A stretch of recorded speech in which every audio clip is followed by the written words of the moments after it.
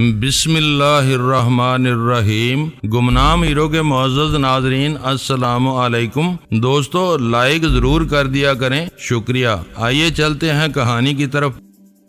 ہم ان دونوں کی کمین گاہ سے بہت زیادہ دور نہیں نکلے تھے۔ چند منٹ بعد ہم دوبارہ اسی سڑک پر تھے۔ گاڑی کی رفتار دھیمی تھی، سڑک دور تک صاف نظر آ رہی تھی۔ 2 رویہ مکانوں سے آگے ویران میدان اور سبز مکان کے درمیان اول خان نے گاڑی کنارے سے لگا کر انجن بند کر دیا۔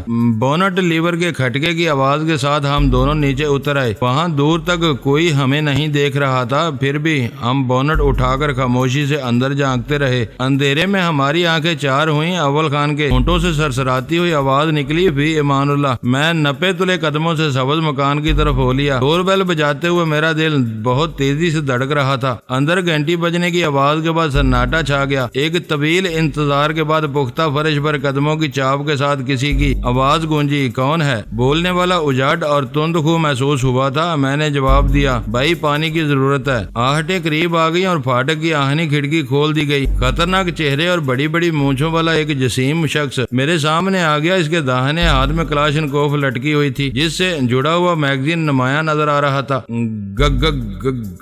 گاڑی خراب ہو گئی ہے، میں نے لکنت کی اداکاری کرتے ہوئے خوش آمدانہ لہجے میں کہا۔ ایک آدھا بالٹی پانی کی ضرورت ہے۔ گاڑی میں پیٹرول بھی ہے یا اسے صرف پانی سے چلاتے ہو؟ اس نے مضحکہ اڑانے والے انداز میں پوچھا۔ اس کے چہرے اور وضاحت کے ساتھ گفتگو سے بھی ظاہر ہو رہا تھا کہ شرافت سے اس کی کوئی پرانی دشمنی تھی۔ میں نے اس کی بدتمیزی پر یوں دانت نکال دیے جیسے اس نے کوئی عمدہ مذاق کیا ہو۔ ٹینکی میں پیٹرول بہت ہے، میں نے اول خان کی گاڑی کی طرف اشارہ کیا۔ بس ریڈیٹر خالی ہو گیا ہے، پانی مل جائے تو انجن ٹھنڈا ہو جائے گا۔ اس نے تولنے والی نظروں سے میری طرف دیکھا اور چند ثانیوں بعد پیچھے ہٹ کے مجھے راستہ دے دیا۔ جلدی سے پانی لو اور چلتے بنو، دوبارہ پریشان نہ کرنا۔ میں اسی موقع کی گھات میں تھا، فوراً اندر گھس گیا۔ لمحوں میں میں نے دیکھ لیا کہ مختصر سے پورچ میں وہ اکیلا تھا۔ پورچ سے آگے ایک پتلا سا پختہ راستہ عمارت اور احاطے کی دیوار کے درمیان پیچھے جا رہا تھا۔ اسی راستے پر ایک جگہ نل نظر آ رہا تھا جس کے نیچے بالٹی موجود تھی۔ وہ آہنی کھڑکی بند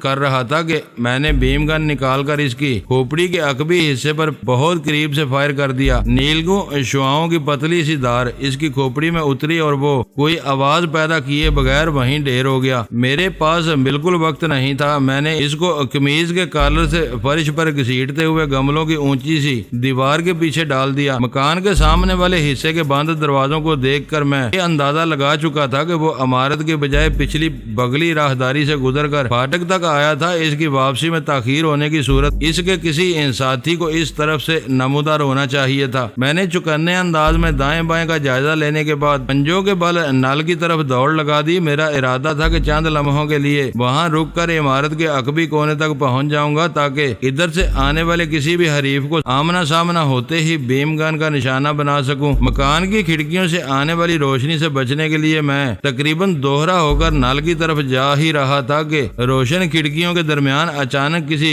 کھلتے ہوئے دروازے کا بڑھتا ہوا روشن مستطیل نمودار ہونے لگا اور میں وحشت زدہ انداز میں اپنی جگہ رک کر سیدھا کھڑا ہو گیا۔ میرے پاس آگے نکلنے کا وقت تھا نہ پیچھے لوٹ جانے کی مہلت تھی۔ دروازہ کھل جانے پر پختہ راہداری میں ایک انسانی سایہ متحرک ہوا۔ جو ہی وہ کھلے ہوئے دروازے سے باہر آیا میں نے آگے بڑھنا شروع کر دیا۔ اگلے ہی لمحے اندر سے دوسرا مسلح محافظ باہر آ چکا تھا۔ مجھے دیکھتے ہی اس نے بجلی کی سی تیزی سے اپنے کندھے سے لٹکی ہوئی کلاشنکوف اتار کر میرے اوپر تان لی اور دبی دبی گراہٹ کے ساتھ پوچھا، کون ہو؟ یہاں کیا کر رہے ہو؟ رشید کہاں ہے؟ تمہارے کسی ساتھی نے مجھے بالٹی میں پانی لینے کے لیے بھیجا ہے، میں نے مسمی آواز میں کہا۔ وہ خود آگے ہی کھڑا ہوا ہے۔ پانی کس کے لیے چاہیے؟ جلدی بتاؤ ورنہ گولی مار دوں گا۔ وہ اپنی مہلک رائفل کی نال ہلا کر اضطراری لہجے میں بولا اور اسی لمحے وہ مکان یا شاید پورا علاقہ اندھیرے میں ڈوب گیا۔ خبردار حرکت نہ کرنا ورنہ میں گولی مار دوں گا۔ اندھیرے میں اسی کی آواز ابھری۔ اس وقت تک میں دیوار کے ساتھ لگ چکا تھا۔ KSC کی کارکردگی نے میرے لیے ایک سنہرا موقع فراہم کر دیا تھا۔ تاریکی پھیلنے سے پہلے تک میں بالکل غیر مسلح نظر آ رہا تھا۔ اسی کے ساتھ میرے خوف آمیز اور مدافعانہ رویے نے بھی اندر سے برآمد ہونے والے مسلح شخص کا حوصلہ بڑھا دیا تھا۔ یکا پھیل جانے والی تاریکی میں وہ خود کو میرے مقابلے میں اتنا محفوظ تصور کر رہا تھا کہ اندھیرا ہو جانے کے بعد اس نے اپنی جگہ چھوڑنے کی ذرا بھی ضرورت محسوس نہیں کی۔ میں نے دیوار کے ساتھ لگتے ہوئے پھرتی سے بھیم گن جیب سے نکال لی تھی۔ اندھیرا ہونے پر بس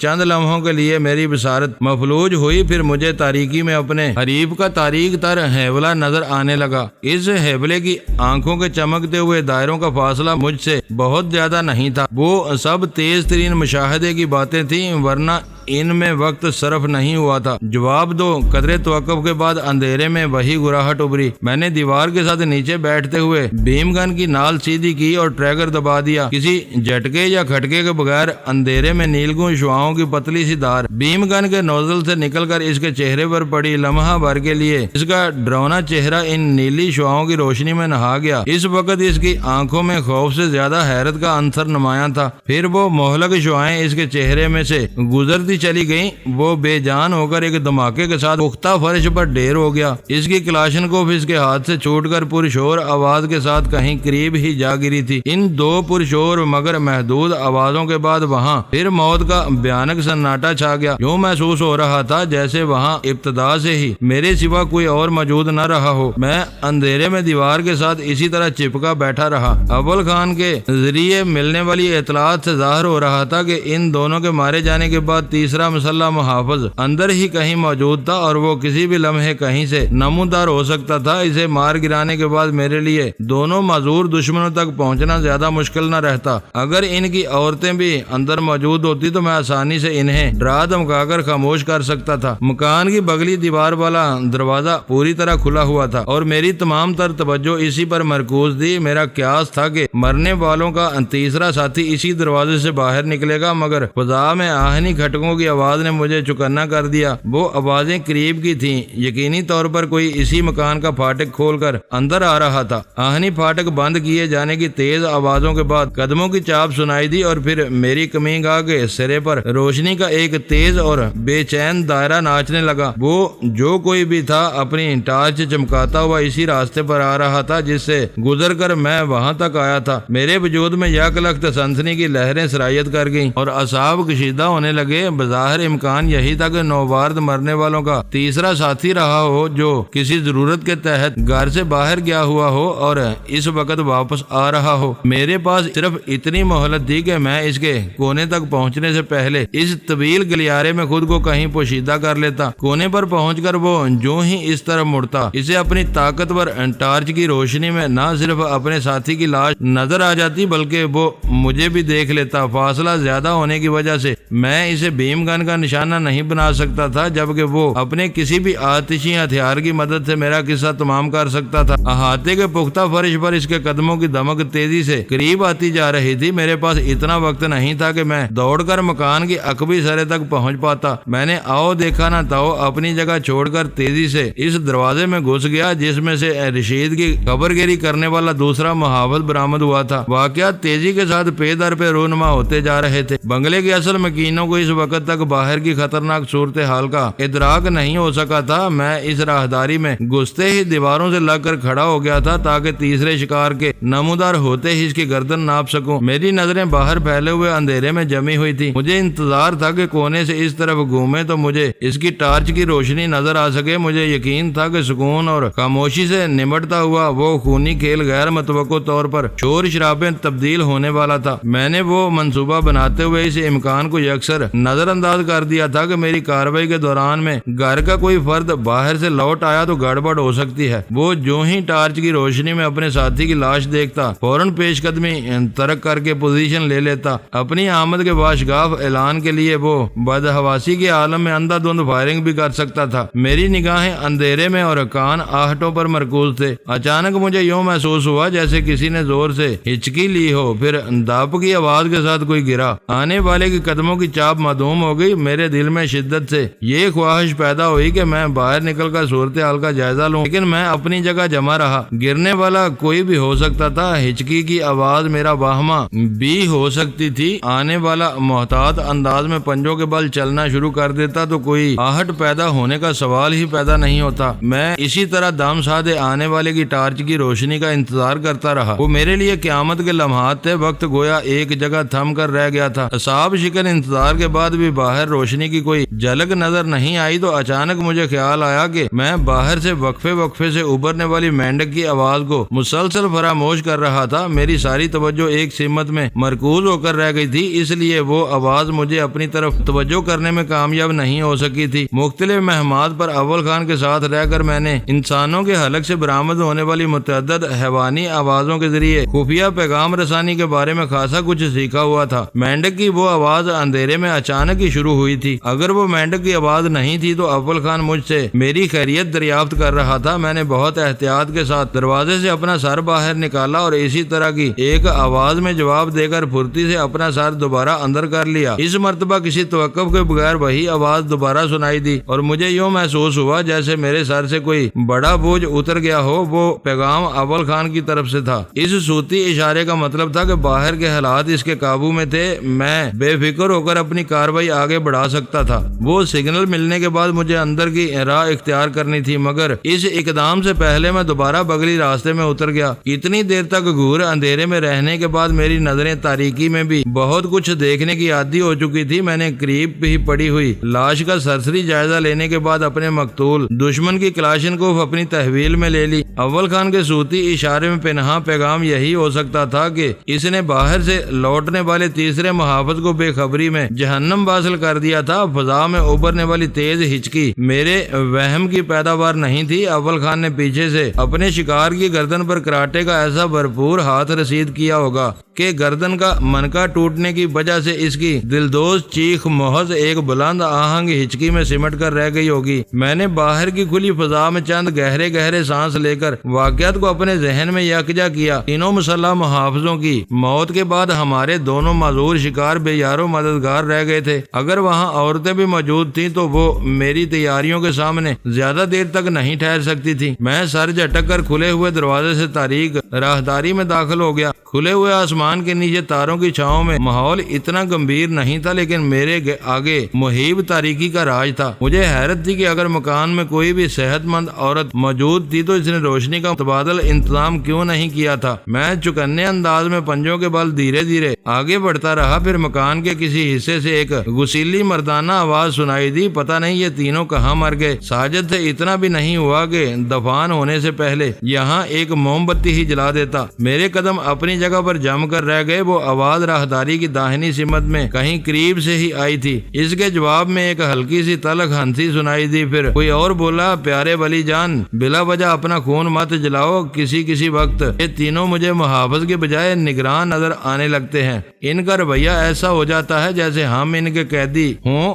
خدا ایسی مزوری کسی کو نہ دے۔ مزوری؟ آواز میں غصے اور بے بسی کے ملے جلے تاثرات موجود تھے۔ اگر ہمارے گھٹنے ہمیں واپس نہیں مل سکتے تو ہم چند گھٹنے توڑ ضرور سکتے ہیں۔ غضب خدا کا۔ سالوں نے آج اسکاچ کی بجائے دیسی وہسکی کا صرف ایک عدہ دیا ہے۔ شہر میں ایسی کون سی قیامت آ گئی ہے کہ اسکاچ تو درکنار، دیسی بھی ملنا مشکل ہو گئی۔ صبر کرو، ولی جان کے مقابلے میں شنکر رائے زیادہ سمجھدار معلوم ہو رہا تھا۔ ہم کسی طرح چلنے پھرنے کے قابل ہو جائیں گے تو سب ٹھیک ہو جائے گا۔ ابھی ہم ان کے رحم و کرم پر ہیں۔ انہوں نے ہماری یہ باتیں سن لی تو ہماری دشواریوں میں اضافہ ہو جائے گا۔ اب تو شاید ہم بیساکھیوں کے سہارے ہی چل سکیں گے۔ وہ ولی جان کی آواز تھی۔ لنگڑے گدا گھروں پر مجھے ہمیشہ ترس آ جایا کرتا تھا۔ یہ پتا نہیں تھا کہ ایک روز میرا بھی یہی اشر ہوگا۔ ان تینوں کو دیکھو کیسے دندنا کر چلتے ہیں۔ دور ہی سے ان کے قدموں کی دمک سنائی دیتی ہے۔ ہمیں گرمی اور اندھیرے میں ڈال کر وہ تینوں باہر گپیں لڑا رہے ہوں گے۔ ان کے سامنے میں اپنے دل کا غبار بھی نہیں نکال سکتا جب تک ان کے قدموں کی چاپ نہیں سنائی دیتی۔ باتیں کرتے رہو، ہم دونوں کا دل بہلا رہے گا۔ ہائے شنکر رائے کے حسرت زدہ سانسوں کی آواز آئی۔ کیا برا وقت آ گیا ہے کہ اب ہم شہر کی خوبصورت لڑکیوں کے بجائے روکھی سوکھی باتوں سے دل بہلا رہے ہیں۔ مجھے معلوم ہو چکا تھا کہ آوارگی ان دونوں کی سب سے بڑی کمزوری تھی۔ شنکر کے یاد دلاتے ہی ولی جان کو بیاک وقت کئی نام یاد آ گئے اور ان کی گفتگو اپنے دکھوں سے کچھ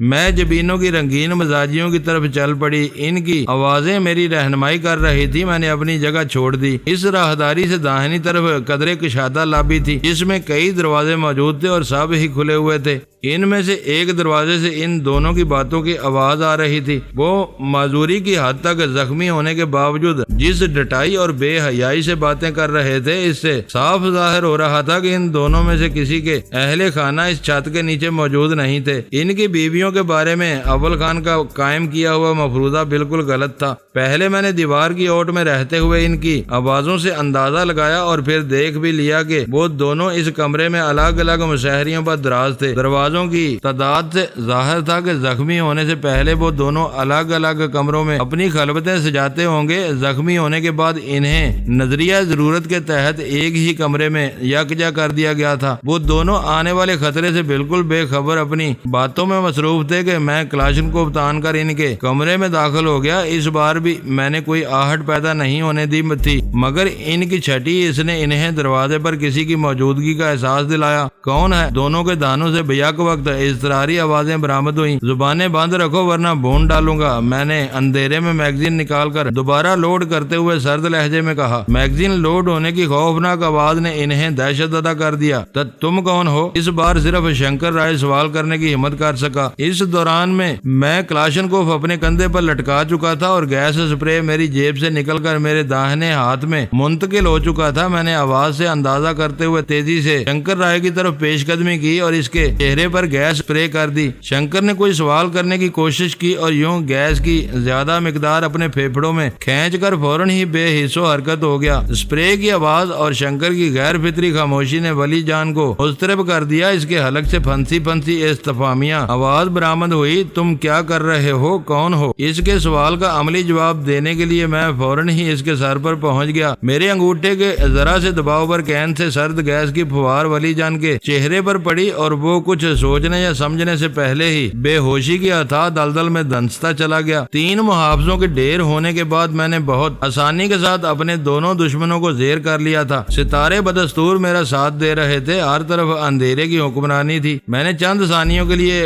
غور کیا اور پھر شنکر رائے کے بستر کی طرف بڑھ گیا۔ وہ زیادہ قداور یا صحت مند نہیں تھا۔ میں نے اس کے وزن کا اندازہ لگانے کے بعد ایک ہی جھٹکے میں اسے اپنے کندھے پر لاد لیا۔ مقتول محافظ کی کلاشنکوف میرے دوسرے شانے سے جھول رہی تھی۔ میں اپنے شکار سمیت لابی اور راہداری طے کر کے باہر نکلا اور تیزی سے پھاٹک کی طرف ہو لیا۔ کونے سے گھومتے ہی مجھے تیسرا محافظ نظر آ گیا۔ وہ راستے میں بے حس و حرکت پڑا ہوا تھا۔ اس سے آگے آہنی پھاٹک کے قریب اول خان میری واپسی کا منتظر تھا۔ اس وقت تک حالات قابو میں تھے۔ اول خان نے مہلت سے فائدہ اٹھا کر گاڑی کو پھاٹک سے تقریباً ملا لیا تھا۔ میرے قریب پہنچنے سے پہلے ہی اس نے پھاٹک اور پھر گاڑی کا عقبی دروازہ کھول دیا۔ باہر اندھیرے اور سناٹے کا راج تھا۔ اس علاقے کی وحشتناک ویرانی کے باعث مکین اپنی 4 دیواریوں میں محصور تھے۔ کسی نے اندھیرے کے اسباب جاننے کے لیے باہر نکلنے کی زحمت نہیں کی تھی۔ شاید وہ لوگ بجلی کی ایسی آنکھ مچولیوں کے عادی ہو چکے تھے۔ میں نے شنکر رائے کے بے ہوش وجود کو بے رحمی سے اول خان کی گاڑی کے عقبی پائیدان پر ڈالا، کھلا ہوا آہنی پھاٹک بند کیا اور پیسنجر سیٹ پر سوار ہو گیا۔ اس وقت تک اول خان چابی گھما کر انجن کو حرکت میں لا چکا تھا۔ دوسرے کا کیا حال ہے؟ اول خان نے گاڑی چلانے سے پہلے متجسسانہ لہجے میں پوچھا۔ وہ بھی اسی کی طرح دنیا و مافیا سے بالکل بے خبر پڑا ہوا ہے، میں نے بتایا۔ کیوں نہ لگے ہاتھوں اسے بھی اٹھا لیا جائے؟ اول خان کی آواز پرجوش ہو گئی۔ گاڑی چلاؤ، میں نے سختی سے کہا۔ اول خان نے مزید کچھ کہے بغیر گاڑی آگے بڑھا دی۔ موقع ضرور تھا لیکن دونوں کے اغوا سے تمہارے لیے دشواریاں پیدا ہو سکتی تھیں۔ چند ثانیوں کے توقف کے بعد میں نے اپنے فیصلے کی وضاحت کرتے ہوئے کہا، میرے کیمپ میں 2 کیا 10 قیدیوں کو بھی پوری رازداری کے ساتھ بند رکھا جا سکتا ہے۔ مجھے معلوم ہے دونوں تمہارے قیدی تھے۔ پولیس کی تحویل میں آنے کے بعد ایک ساتھ ضمانت پر رہا ہوئے، پھر ایک ساتھ معذور ہوئے۔ اب وہ دونوں اغوا کیے جاتے تو پہلا شبہ تم پر ہی کیا جاتا۔ ان کے بار سوکھ پشت پناہ یہ سمجھ لیتے کہ تم نے بدلہ لینے کے لیے انہیں اٹھایا ہے۔ وہ اب بھی یہی سوچیں گے، تم انہیں سوچنے سے نہیں روک سکتے۔ ولی جان کی موجودگی ہر ایک کو چکر میں ڈال دے گی۔ ہر شخص یہ سوچنے پر مجبور ہو جائے گا کہ جب وہ بھی بے ہوش کر دیا گیا تھا اور محافظ مارے جا چکے تھے تو پھر اسے کیوں چھوڑ دیا گیا؟ یہ قضیہ ان لوگوں کے لیے ایک نیا ہی رنگ اختیار کر لے گا۔ تمہیں یقین ہے کہ تم شنکری کو لائے ہو؟ اول خان نے نیا سوال کر ڈالا۔ دونوں لنگڑے اندھیرے کمرے میں باتیں کر رہے تھے۔ وہ خاموش ہوتے تو مجھے اپنے شکار پہچاننے میں کچھ دشواری ہو سکتی تھی۔ انہوں نے خود میرا کام آسان کر دیا تھا اور تم نے یہ بھی فرض کر لیا کہ تیسرا محافظ بے ہوش نہیں ہوا، مارا گیا ہے۔ سر پر خون سوار ہونے کے بعد تمہیں اتنا ہوش کہاں رہ سکتا تھا کہ اس کی گردن پر ہلکا ہاتھ رکھو؟ میں نے کہا۔ اس کی ہچکی میں موت کا کرب میں نے اپنے کانوں سے سنا تھا۔ میں سوچ بھی نہیں سکتا تھا کہ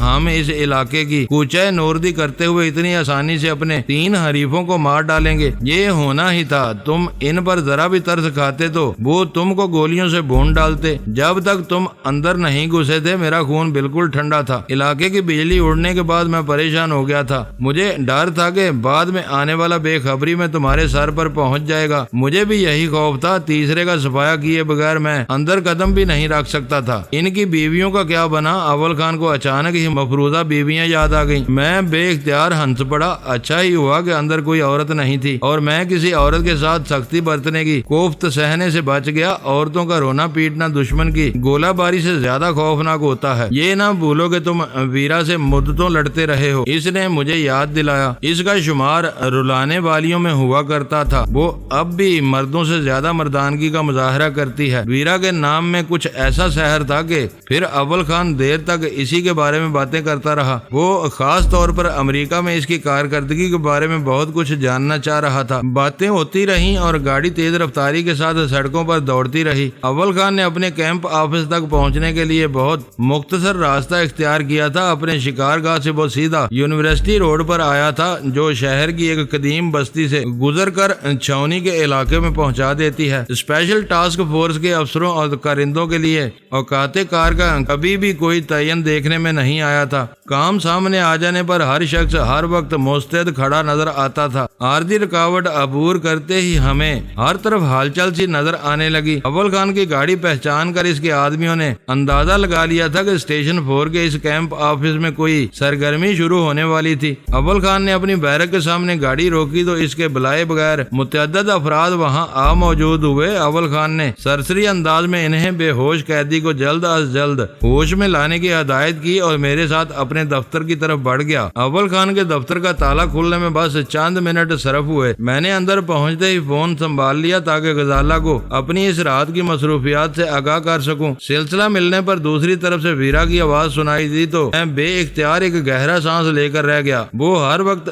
زیادہ سے زیادہ باخبر رہنے کے چکر میں فون کی گھنٹی کی آواز سنتے ہی چیل کی طرح اس کی طرف جھپٹتی تھی. اس کی موجودگی میں کال وصول کرنے کی سعادت کسی اور کو کم ہی حاصل ہوتی تھی. ذرا فون غزالہ کو دے دو, اس سے کچھ ضروری بات کرنی ہے, میں نے خشک لہجے میں کہا. وہ مصروف ہے, تم ضروری بات مجھ سے بھی کر سکتے ہو. ویرا نے اصرار کیا. اس وقت تم کہاں ہو؟ میں جہاں بھی ہوں خوش ہوں اور اس وقت صرف غزالہ سے بات کرنی چاہتا ہوں. مجھے معلوم ہے کہ وہ تمہاری بیوی ہے. اس سے بات کرنے کے لیے تمہاری خوابگاہ زیادہ بہتر جگہ ہے. اس وقت جو کچھ بتانا ہے مجھے بتا دو. اگر وہ اتنی ہی مصروف ہے تو میں تھوڑی دیر بعد دوبارہ فون کر لوں گا, میں نے چڑ کر کہا. دوبارہ کیا, تم 10 بار بھی فون کرو گے تو میری ہی آواز سنو گے. گھر واپس لوٹنے کے بجائے تم اب تک کہاں بھٹکتے پھر رہے ہو؟ کسی کو بھٹکانے کے لیے تمہاری شیطانی موجودگی ناگزیر ہوتی ہے. اسے یہ بتا دینا کہ مجھے واپس لوٹنے میں دیر ہو سکتی ہے. میں نے بے رخی سے جواب دیا. یعنی تم نے کچھ کر گزرنے کا فیصلہ کر لیا ہے؟ اس کی آواز تحیر زدہ تھی. شکار آسانی سے ہاتھ آ جائے تو ایسے فیصلے کرنے ہی پڑ جاتے ہیں. میں نے اپنا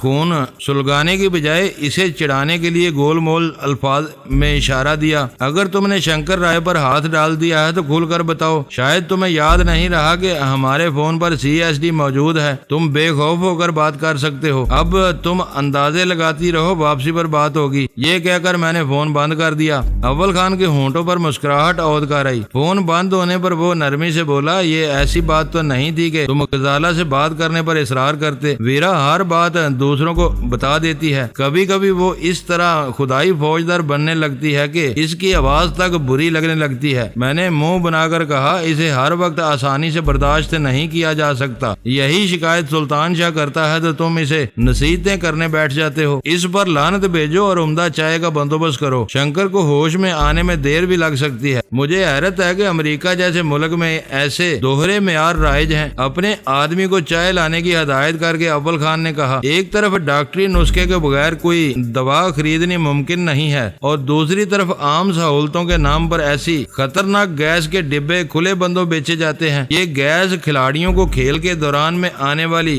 چوٹوں کو سن کرنے کے لیے استعمال کی جاتی ہے. پھٹی ہوئی جلد اور کھلے ہوئے زخم پر اس کا استعمال منع ہے. جس دن امریکیوں کو یہ پتا چل گیا کہ جارج شیلز کو یہی ڈبہ سنگایا گیا تھا, وہ اس کے بارے میں سوچنے پر مجبور ہو جائیں گے. اس کی زیادہ مقدار مہلک بھی ثابت ہو سکتی ہے. اول خان نے استفسار کیا. دوستو ویڈیو کو لائک ضرور کر دیا کریں۔ ISI پاک آرمی زندہ باد، پاکستان پائندہ باد۔ معزز ناظرین، اپنا خیال رکھیے گا اور اپنے اس چینل کا بھی شکریہ۔